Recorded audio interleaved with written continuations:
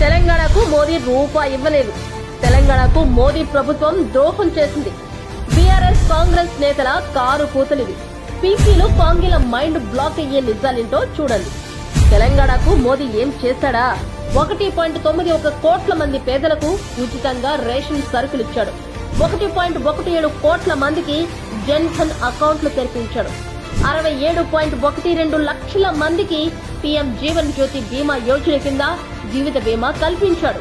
1.48 కోట్ల మందికి పీఎం సురక్ష బీమా యోజన కింద ప్రమాద బీమా చేయించాడు. 20.34 లక్షల మంది అటల్ పెన్షన్ యోజన కింద పెన్షన్లు ఇప్పించాడు. అయినా తెలంగాణకు మోదీ ఏం చేశాడని అడుగుతారా?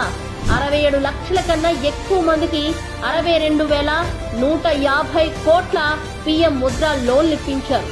11,473 మంది పారిశ్రామికవేత్తలకు స్టాండప్ ఇండియా పథకం కింద 2,740.31 కోట్ల నిధులిచ్చాడు.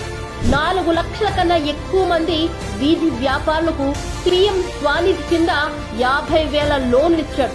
2.5 లక్షల కుటుంబాలకు పీఎం ఆవాస యోజన కింద ఇండ్లు కట్టించాడు. 82.49 లక్షల మందికి ఆయుష్మాన్ భారత్ కింద 5 లక్షల వైద్య బీమా కల్పించాడు.